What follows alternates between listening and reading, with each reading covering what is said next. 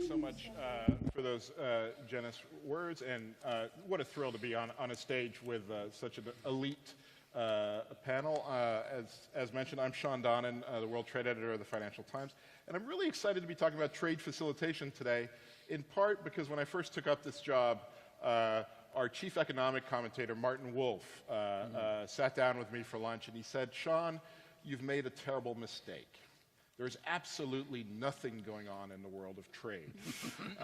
And of course, he has been proved wrong. Don't tell him that I said that, but he has been proved wrong over the last few years, because trade has been an incredibly exciting brief to be watching.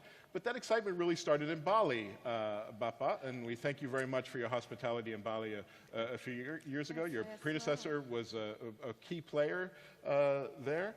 But really that first historic deal that we saw at the WTO, this is the first time the WTO, since its founding, had really come up with a huge agreement. And I remember John being there and the business community, and really pushing this line, which I was intrigued by, of the $1 trillion trade agreement at the time. Now, here we are a few years on. John, walk us through it. Where's that $1 trillion? You know, you're right, Sean. The Bali 2013 Trade Facilitation Agreement was a big deal, and it's an ongoing process. A few years have passed. It's a little bit early to talk about results at this point in time, but the process is certainly going forward. The International Chamber of Commerce was present, as you said, at the creation of that agreement, was hugely instrumental in the ratification of it through our 100 national committees and chambers, who lobbied with their legislatures, ministries, presidents, prime ministers, to push forward agreement in each respective country on the trade facilitation agreement. And right now, through a private-public partnership of something called the Global Facilitation Agreement, which is a cooperative agreement between the International Chamber of Commerce, the World Economic Forum, and CIPE, which is specifically dedicated to the implementation of the Trade Facilitation Agreement. There are 4 pilot programs at the moment in Colombia, Kenya, Ghana, and Vietnam, and the purpose of this is to harvest the fruit of the agreement and to expedite this economic growth, this trillions of dollars of economic growth, which is clearly achievable once the implementation is achieved on the Trade Facilitation Agreement. It's all about cross-border facilitation, making it easier not only for large companies, but particularly for SMEs to trade on an international cross-border basis. Mr. Katuyi, now there's, of course, a huge development angle to this as well. I mean, one of the big things that we talked about in Bali those years ago was the benefits for developing countries of kind of making it easier for goods to cross borders and so on. Just walk us through that. Okay, for us, historically, trade facilitation has always been an important component of translating the potential of trade into an actual enabler for development. And for 40 years, we've been engaged in dialogue about how is the best way to make trade facilitation a developmental tool. I've just come out of Afghanistan, where our establishment of an automated trade customs management system within 1 decade increased Afghanistan customs revenue from $50 million to $1 billion a year. And I think what happened in Bali has to be seen in 2 contexts. At the one level, an important agreement, a step forward for the multilateral system. But Bali should not mean the end it all in 2 ways. Bali proved we can do it. The multilateral system should deliver more on trade and development. But second, our experience on the development side is that the virtuous circle of trade and development is completed when you have a coherence between investment facilitation and trade facilitation. So we push that these 2 should be seen together, even in terms of regional facilitation of investment possibilities, and to unlock the power of investment and trade as enablers of development. Yeah, so it doesn't really, I mean, if you can invest in a country, you can throw your capital, make a big bet on a developing country, but if you can't get your goods across the border. Yeah, absolutely. I mean, investment in infrastructure is key to any form of investment facilitation, but also simplification and standardization of transactional documents. Look at Africa. Africa, with 44 countries, has 100 bilateral borders, many of them with different official languages, and many of them with different transactional documents for customs and for immigration. Now, unless you can address this as costs to transaction, Africa can never be competitive in trade. So I'm very, very happy that we are associated with the efforts for regional integration, simplification and standardization of transactional instruments at borders, pre-clearance instruments and ways of simplifying trade. Its deliverables are phenomenal in making trade development. Bapa, I'd like to come to you. Minister Lukita, you have now a very important name in this agreement, the Bali Agreement now. This is something you must be proud of there in Indonesia as well. But I wonder if you can tell us a little bit about Indonesia and what you've done since then to try and make trade easier. Yeah. Well, first of all, it is the, since 1995 is the first multilateral agreement reached by the WTO and for the members. And what we have done is the deregulation, and we are trying to do the trade and investment. What we call it as we are facing borderless. I mean, for the multilateral and trade and investment, and as we can show it by the investment grade that we already reach right now, and also the deregulation with 16 packages. We simplified the procedures, and the deregulation itself, we do, and we still continue to do that for investment and trading. So that's what we still continue to do it. Okay.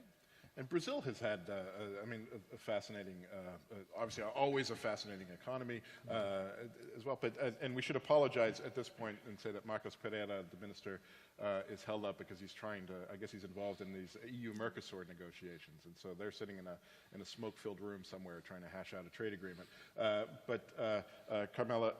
Marcela, you've very kindly replaced it. Just walk us through from a private sector perspective why this is important for you in Brazil and what you're seeing in Brazil. Thank you, Sean. Thank you all.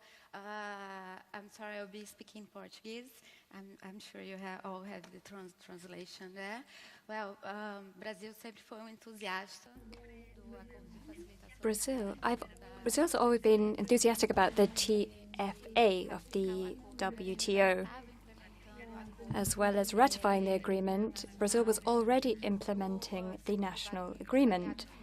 And for the private sector, for the entrepreneurs, it's fundamental because trade facilitation is a quicker and more efficient measure to be able to achieve greater international flow of trade. In Brazil, most of our experience has been to export for the exterior, and it's been a unique opportunity for trade. And it brings all of these players together on one single platform. It implies a huge change in the mentality for the processes. In Brazil, we're not only experiencing red tape, and we're trying to overcome this with a technological platform, but rather we're reformulating all concepts of exports and imports and trying to put them all on one platform. This implies a huge reduction of processes of 40%. And the idea is that time for exporting could be from 13 to 14 days, representing 7% of flow of trade from Brazil. And there's 24 million Brazilians involved, and this will be concluded in 2008. So this is already underway, and today 29% of trade in Brazil is paperless and is carried out on a digital platform. So they were just catching up with you there.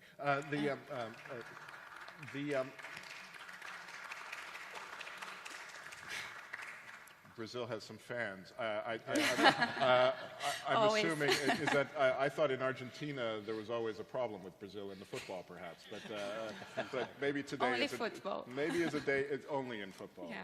there as well. Guillaume, I want to come to you now. You are here for an airline. You move a lot of stuff around the world. And so on. And backstage, we were talking about how important this is also for helping SMEs do better business and so on. How's the trade facilitation agreement, and how does what were you seeing happening in the world? How does that impact the business that you do? Definitely, for an airline, especially for an airline which represents the whole of Africa and flies all over Africa and connects Africa to the rest of the world, trade facilitation has been our main aim, because we have been facilitating and smoothing the trade relations in terms of logistics and in terms of socio-economic connection between different African countries to the rest of the world. But seems like nowadays aviation is not something to be considered as, how do you say, like it is a mandatory. Mm-hmm. And it's a when we are talking about facilitating trade relations, facilitating investment relations, the aviation industry is on the center of it. And governments need to make sure that this infrastructure has to be developed to make sure that trade flows are there. All these are agreements that we have for open skies in Africa, and tax reduction, like bilateral tax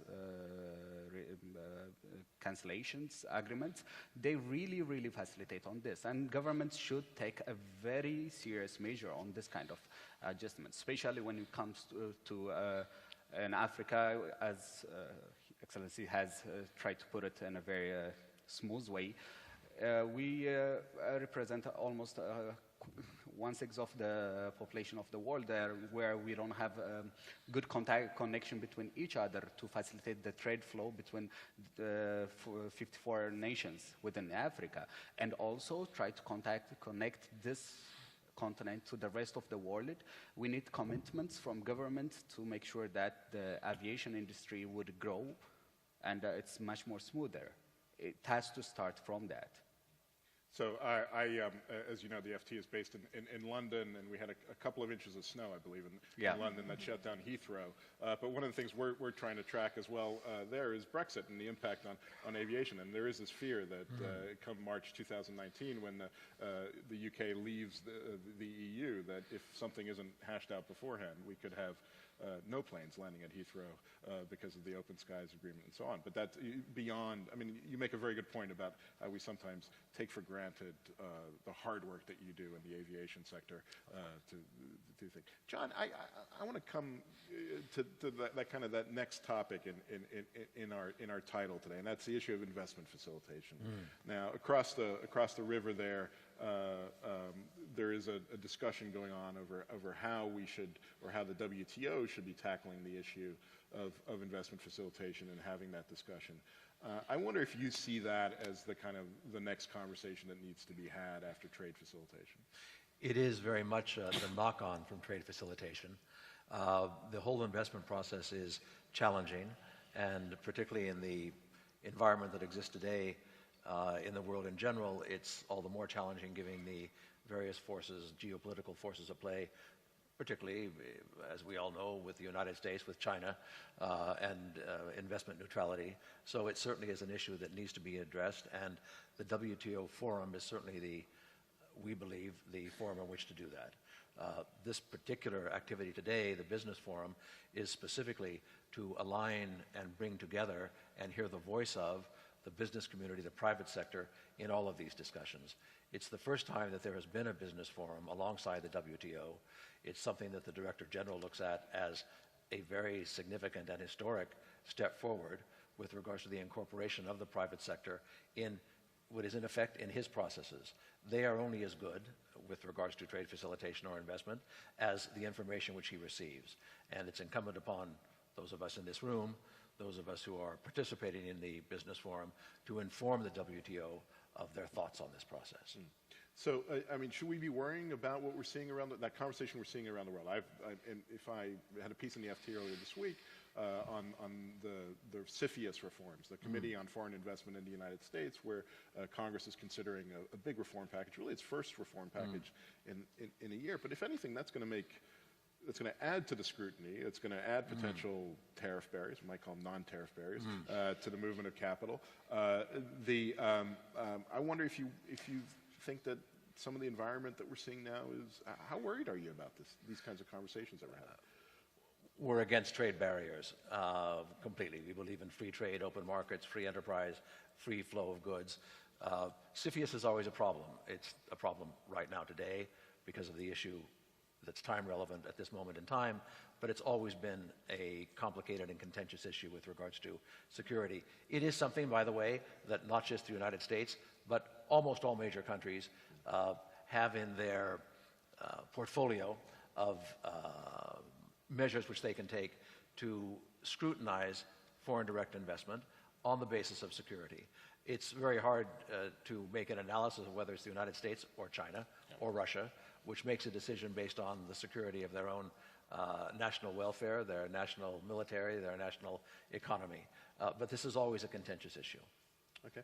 Mr. Katuya, now you do some wonderful work at UNCTAD tracking the flows of FDI around the world. I mean, we have seen a pretty remarkable surge in flows around the world in the last few decades, haven't we? Yes, we do track FDI flows around the world, but a number of things are very, very clear to us. First of all, on the side of investment movements as a contribution to Agenda 2030, it's worrisome that for the first time, the main destinations of investment are developed economies. But again, that the quality, the character of investment flows is mostly like investing in, there are very few greenfield investments. And I think this reflects a continual problem of growth without new jobs. That greenfield projects, particularly in SDG sectors, is inadequate. But what we see in the developing world is that where there has been coherence between investing in building productive capacity, improve the productivity of labor, efficiencies in production processes, is where you have seen the best benefit of trade for development. People trade out of poverty when their trade policies are in sync with investment policies. And that's why we find it very, very important, not just as a negotiated rule-based thing, but that investment facilitation is a development enabler and an important partner to trade facilitation. So do you think we need some global rules? Do we need the WTO to weigh in on I leave this? that to member states whether they can get rid of what already they have. They have an overflowing plate, as it were. But beyond global rules, just like trade facilitation. We built ASICUDA, the automated system for customs management, in 90 countries before Bali. Right. Yeah? But Bali has made it very helpful to structure how to maximize national trade facilitation committees, how to start structuring regional integration in across beyond the border challenges to trade movement. Same with investment, that investment facilitation must go on, whether there's a multilateral rule agreement or not. But at one point, a rules-based system on investment facilitation is going to give a boost to the investment facilitation work we're already doing. Minister Lukita. Yes, I also observe that there is a positive effect of trade facilitation on investment attractiveness. Border procedures of particular importance in attracting investment in industry or sectors which produce goods that are time sensitive or perishable. Reduce customs clearance and improve logistics system could be critical in attracting FDI and creating certain types of new business in the context of regional and global supply chains.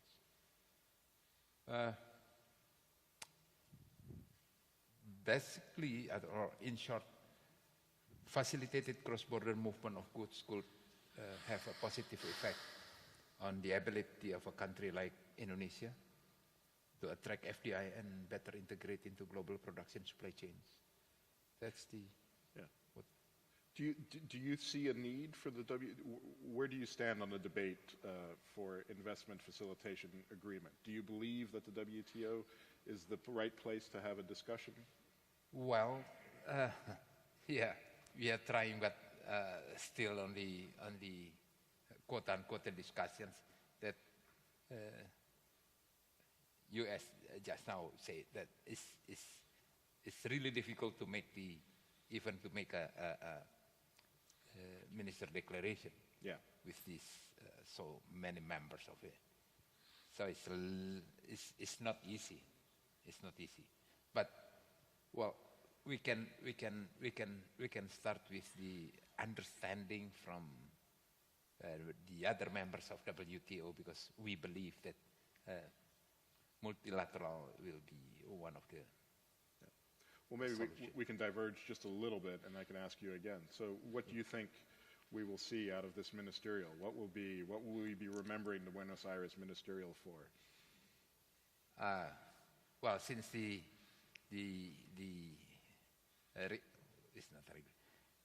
We need the consensus. It's very difficult to get the consensus 100%. If I maybe we just suggest, then what we are consider is, let's the declaration or the ministerial decisions, leave it with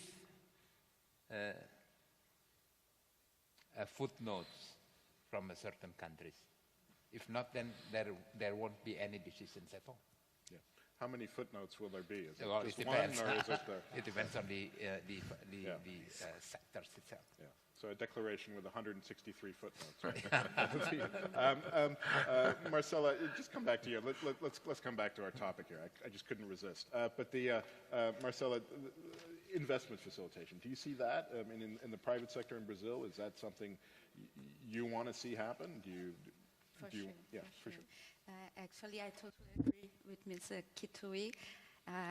Eu acho, bom, em português não, eu acho que I find that the trade facilitation and investment facilitation are two sides of the same coin, and they supplement and complement each other. That's why Brazil was supportive of Bali and did a lot for the TFA. And just like that, is now working and is very supportive now for us to get a historical outcome when it comes to facilitating investments.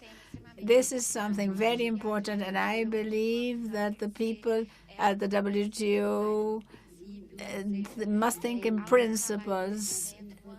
When you talk about investments at WTO, people, it's a polemical issue, a polemical matter that you need a different approach to what would have happened when you look at what would happen traditionally. So it's a state, this is a polemic issue. And when people talk about facilitation of investments, we're talking about basically greater access to information, to speed up red tape when investment is concerned, to manage to get better contact between investor and the government of the country where the investment is going to take place. That is to say, an agenda that all will benefit from, the government with the development and the investor who is willing to go ahead with the investment.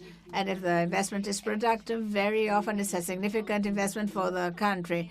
Mr. Kitui, you mentioned that today the investment flows are greater for the countries, developing countries, and I believe this is a reality today. And the WTO just kind of disregard what is happening in the real world. That's why Brazil is really supportive, very enthusiastic about the foreign investment group and facilitating investment for development. And we are really have great expectations for a positive outcome at this ministerial meeting.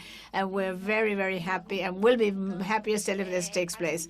And besides, I said that 5 years ago, Brazil implemented its trade facilitating committee. We've also done it nationally. Basically, this is about facilitating investments in the country, and the response for investors this is the way to go ahead with facilitation. Jerome, I want to come to you because Marcela has brought up the real world here, and you clearly live in it. And in Africa, the real world is often complicated. I wonder for you this issue of investment. I mean, obviously, you know, the aviation angle, you can see the trade facilitation case. You guys want to do less paperwork. Yes. Completely understand that. But how do you view the investment discussion? Is that, you know, you're doing business across Africa. Here you are running a business in Latin America for an African airline, and so on. How important is it for you to have the WTO weigh in on something like this? Of course, for WTO to weigh in, and I completely agree with Kito and her also, because as she's put it, investment facilitation and trade facilitation as just two sides of the coin. It's a perfect way of putting it, because as an airline, we are very much, as an aviation industry, we are very much interested in investment has to be there, then to be translated to trade relations. And if as an airline, what we are aspiring for is a great promotion and promotion of investments into Africa and out of Africa, considering that we are an African national more carrier. Capital flows into Africa. Yeah, there's more stuff FDI to Africa, and coming back trade relation. Look, in terms of Brazil, as you said, I do agree with her, because things has changed a lot, where we could, even as an airline, when we are starting to invest money and the capital increment and everything, the process has been somehow reduced. So it is much more better for us to invest more and start to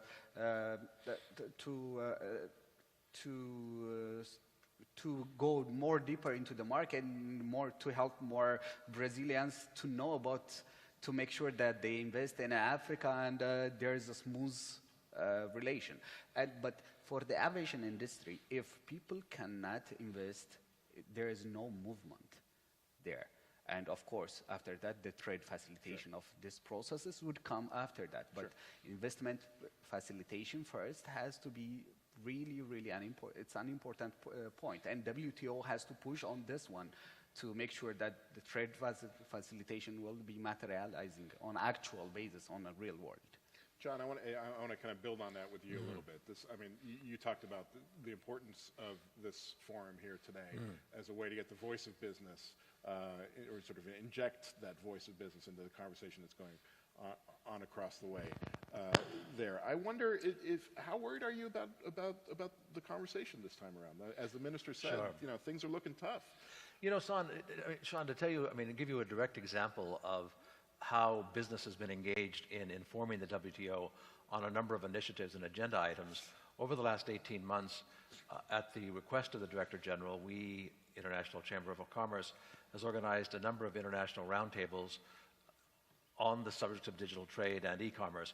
Naturally, the first one was in Silicon Valley and Palo Alto in California, with not only the huge companies that are there, but also small garage companies. So at the same table, there were the giants of the tech industry, as well as almost a mom and pop collection of people. And at a certain level, there's a fundamental understanding and expression and agreement on basics with regards to the industry. After that, competition is cutthroat and people look out for their own interests. But the purpose of these meetings, initially in Silicon Valley, later on in New York, later on in Davos, subsequently in New Delhi, and most recently, 2 months ago in Singapore, was to inform the WTO on the requirements of the industry, what their thoughts were with regards to rules, regulations, standards that needed to be imposed on the industry.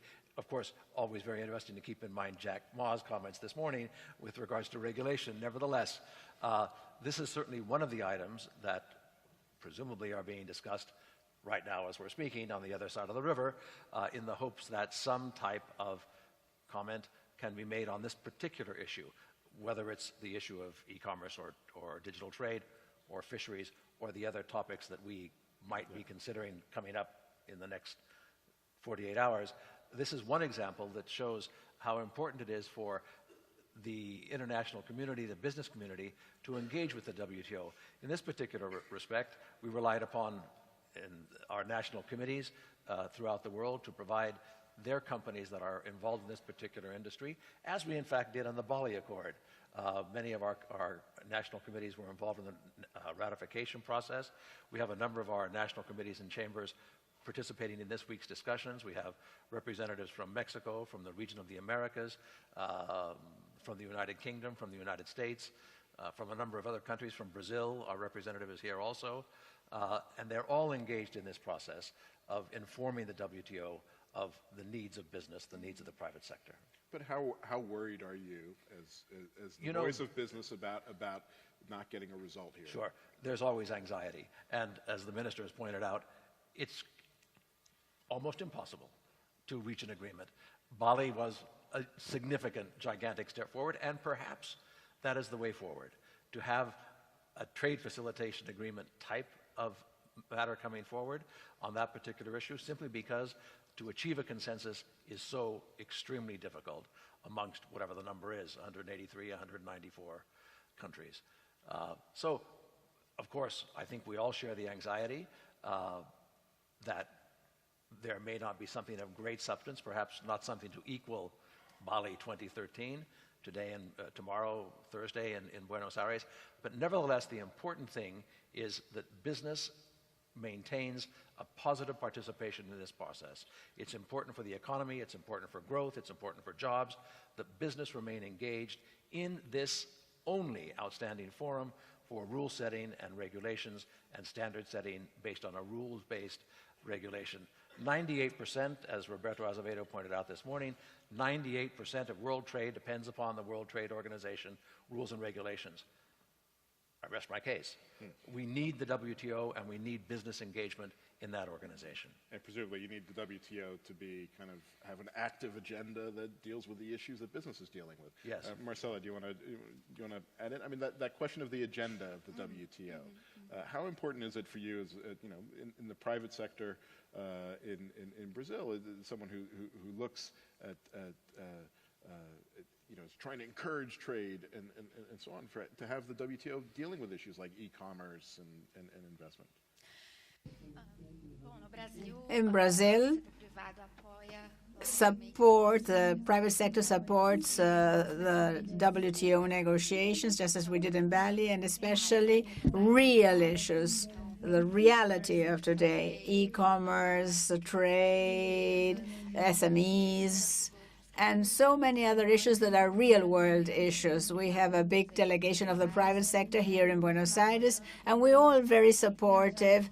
We're all engaged in the process. And I wanted to congratulate the Argentine government and the WTO and ICC for organizing this very first business forum in the framework of the ministerial meeting. And I think that this shows the big engagement entrepreneurs and business people have in this process. We talk a lot, we discuss and debate a lot prior to the ministerial meeting, and this means that in the forum it's quite important the temperature, the climate of the private sector, trying to convey these concerns and points of interest and taking them to the ministerial for the ministerial to reflect them. Really, these discussions, we don't have here in Buenos Aires a big issue as we had in Bali, which was facilitation, trade facilitation. But to get all the members, or most of the members, regarding this big issue, this was what made the agreement, such an enormous agreement, take place in Bali. In Buenos Aires, it's different. There are different issues. It's different. It's not quite the same. And there are different interests, too. So as the minister just mentioned, the discussion is difficult, it's tough, but as 48 hours ahead of us, isn't it, to negotiate, to debate, to exchange, and we're absolutely engaged, expecting great results and outcome that will allow working programs, specific, down-to-earth working programs from here till the next 2 years. we do expect a big outcome in this respect, which will be naturally not quite spectacular in that sense of this bigger major agreement in Bali, but which will give important guidelines and very important guidelines for a work which is an ongoing work. Minister, I want to come back to you because I remember I was in Bali when this agreement was signed, and I remember very specifically the great moment. It took a little bit, took an extra day in Bali. There were a few sleepless nights at the end there, but I do remember it all ended in a kind of ceremony where Roberto Azevedo said the WTO is back. At the time. And yet here we are, we also have people from business, from the private sector saying the WTO needs to address the real world and issues that we're dealing with in terms of e-commerce and so on. I wonder, do you hear that message, and do you think the WTO needs to refresh its agenda and talk about what is really happening in the world for business? Yeah. To be frank, yeah. Now we are facing no, it's not a problem. We are facing was a difficult time for WTO. That's to be honest. But it doesn't mean that we cannot get some consensus or the basic idea. As long as there is what we need is transparent. It's more predictable, and well, as what the United States asking is a fair trade. It's not only a free trade, and we underline the fair trade for any countries. That's what we are trying to find a solution. But to some extent, there is still some delegation. Just say, well, we cannot make consensus, we cannot make the decision, and we just want to see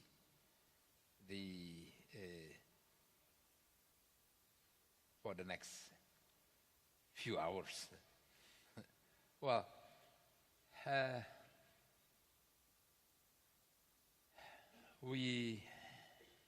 from Indonesia, we are trying to more transparent. That's what we are trying to persuade. We are trying to do the transparency, predictability, and also we are asking also the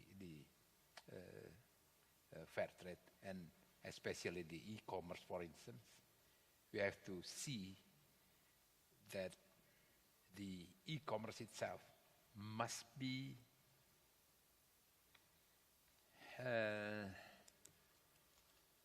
I don't like to use the word predator with the traditional business, but we have to see the competition between the conventional business and the e-commerce itself. So you're worried about the possibility of a predator. Yes.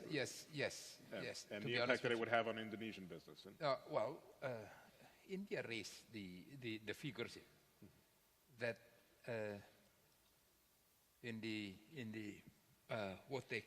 what they're trying to say is there is a subsidy around $38 million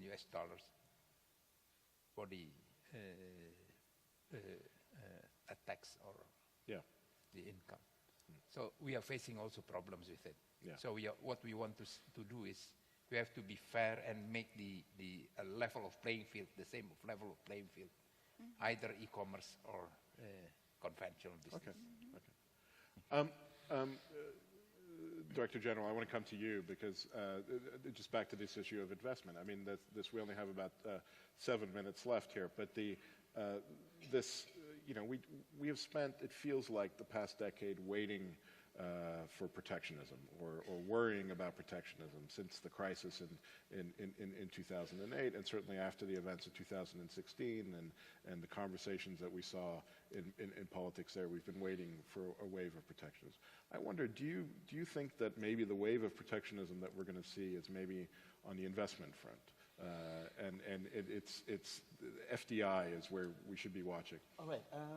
There's a confluence of different things here. First of all, the global crisis starting in 2008 was manufacturing certain dissent voices that have never gotten a political voice.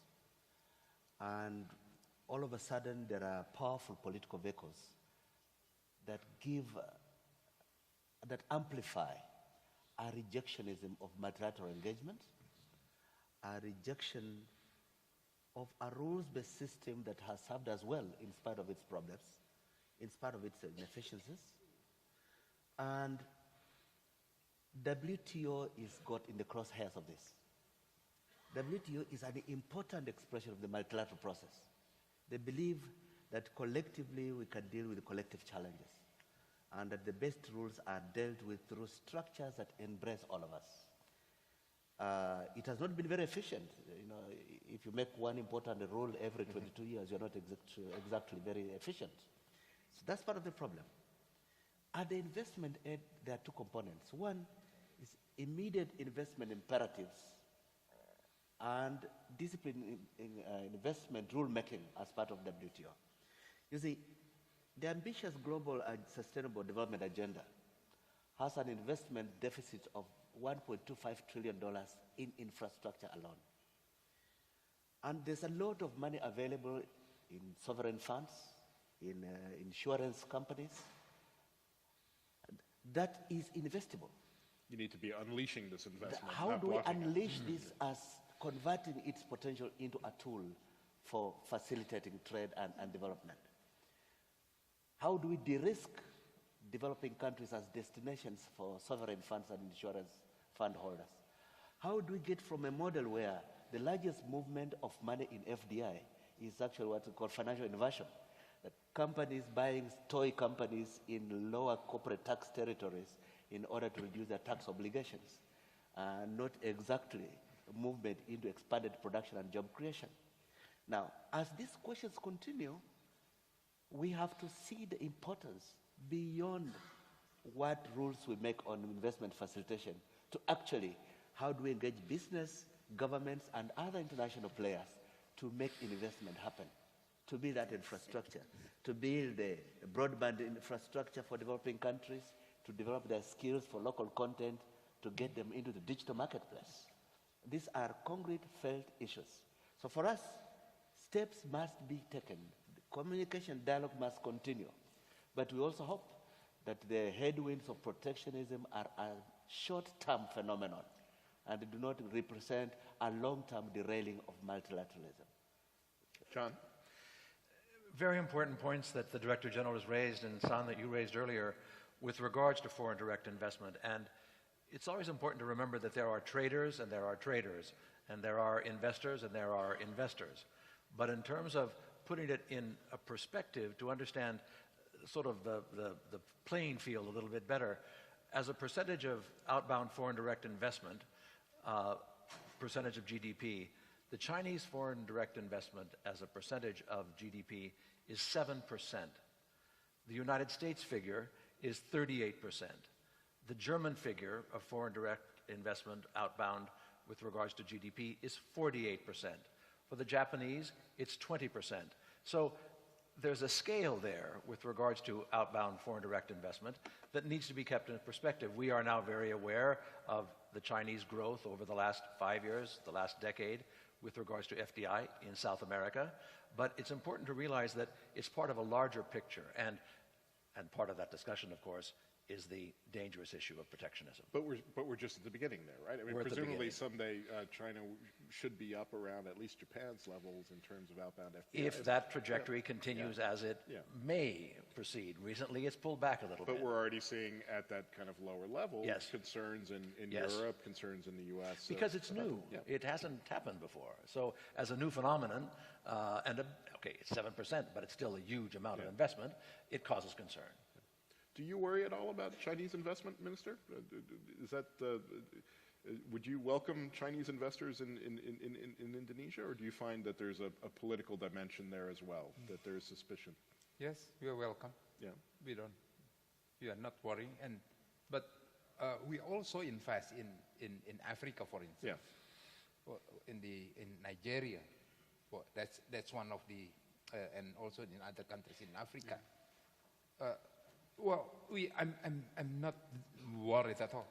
So we still invite, we're still negotiating, and the Obor, for instance, we do negotiate with the China, as long as they also follow our regulations, and especially the labor. So we are asking them not bring the unskilled labor to our country. Right. To any investors. Right. Do you want to jump in, Dory? Well, I hear a lot about this Chinese investment. By far, the fastest growing investor in Africa is China. I hear a lot of people complain about Chinese investment in Africa, but most of them are not Africans. Yeah, although we do see concerns in some countries about them bringing in, as the minister has said, Chinese workers to work on Chinese projects in Africa. Absolutely agree. Even the structures of some of the contracts is not acceptable. Yeah. There is a lot of scope for improvement. But the thing is that we have to balance building capacity for sound investment agreements. And my organization helps a lot of the countries on restructuring a new generation of investment agreements. Right. It's very, very important for sustainability, for balancing rights and obligations, environmental, social, and labor. These are important considerations. But having said that, you build improvements on those who are ready to put their investments into building the necessary infrastructure, building the necessary market possibilities, building the necessary transport outlines. And China is doing much more of that than any other region, for Africa at least. So those two processes have to go on together. Right. Well, that's it for time for us. Thank you very much. I suspect, John, that when you do this business forum in 2 years at the next ministerial, you'll be talking a lot more about an investment facilitation agreement and so on. And maybe that's the next fight you have there. So thank you very much. If you can join me in thanking our panelists. Thank you.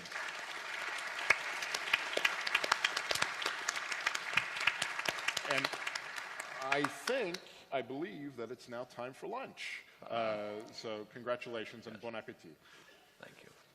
Son, do you have a card? I do, yeah. I'm in London. I've lived in London all my life. Yeah. So I'm in Washington now. I know, but you come over, I imagine.